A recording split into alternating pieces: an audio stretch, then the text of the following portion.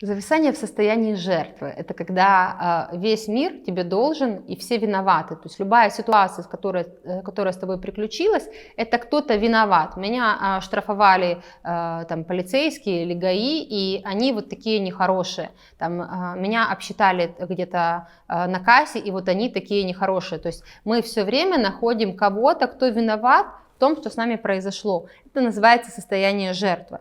И подписывайтесь. Если вам интересна эта тема, я сейчас расскажу ее дальше, кто эти любители и почему так происходит.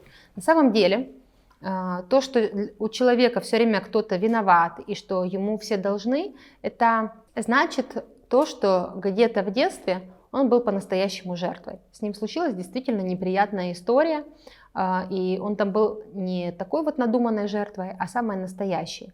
И справиться он с этим не смог. Это было очень сложно. Но с моментом взросления он научился с этим жить и использовать это.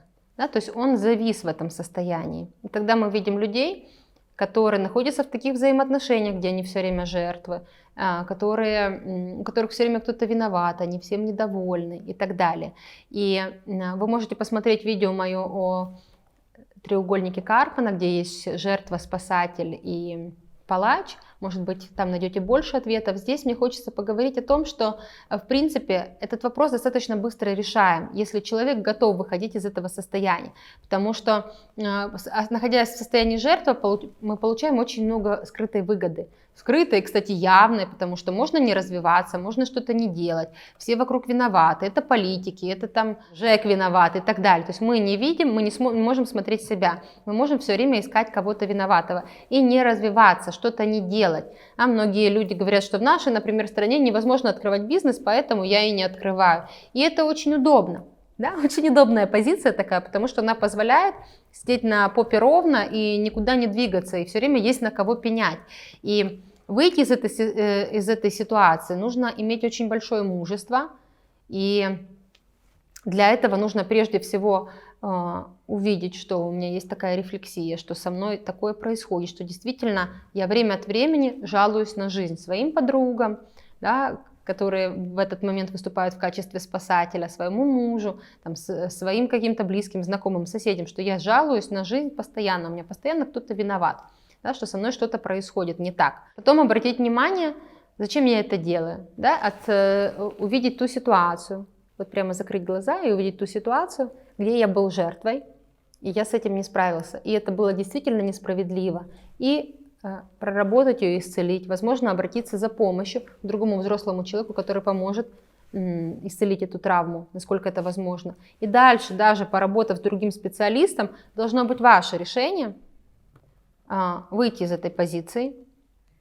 да, и заняться, посмотреть на свою жизнь и заняться ней уже основательно. И мы, смотря на таких людей, можем просто понимать, что действительно с ними когда-то что-то случилось, и мы можем искренне этому сожалеть, но при этом не включаться в эту игру, да, не подкармливать это, потому что как только мы начинаем это подкармливать, эта жертва, она начинает расти и уже заполняет собой все. То есть ей все должны, ей должны дети, ей должен муж, ей должна свекровь, ей должен начальник, должно правительство, и это просто оставляет ее все время в этой истории, где она была маленькая жертва.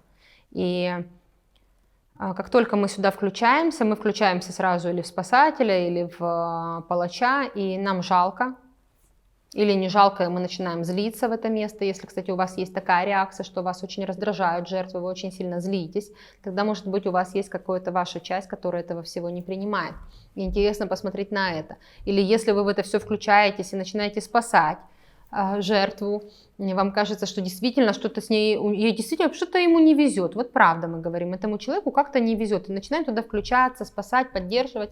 Тогда у нас тоже есть здесь скрытая выгода, мы забываем, что у нас есть наши дела, и перестаем ими заниматься, и включаемся в жизнь этого человека. И скрытая выгода здесь номер один, что мы вешаем себе медаль на шею. И говорим, я такой молодец, я помог этому. И вы можете посмотреть полноценный мой эфир на эту тему или задать себе, посмотреть на те места жизненные, на те ситуации, где вы или спасатель, или жертва, или вы почему-то становитесь агрессором и терпеть не можете этих жертв. Прямо всячески их искореняете. Тоже интересный взгляд, почему так происходит. Скорее всего, с вами тоже что-то случилось, но вы выбрали другую сторону. Да, вы выбрали сторону быть вот этим палачом. И даже я часто вижу такие реплики от своих клиентов, что лучше гнать, нежели быть гонимым. Да, то есть когда-то с ним случилась несправедливость, и он выбрал себе вот такую агрессивную тактику. Интересно с этим поработать, посмотреть эти первопричины, и, конечно, их исцелить. То есть не оставаться в этом, вариться, не отдавать свою жизнь на обслуживание этой травмы, потому что на самом деле мы не реализуемся, не можем быть счастливы в паре, когда мы находимся в этой детской позиции жертвы. То есть у нас нету тех благ, которые есть у взрослого человека. Это большие деньги, это взрослые красивые взаимоотношения, это классный проект и это свобода. Это то, что есть у нас, когда мы не зависаем в этой травме, когда мы перестаем быть вот этой жертвой. Для этого нужно мужество. Если это видео будет полезно вам, пожалуйста, дайте мне обратную связь и поделитесь с тем, кому будет интересно.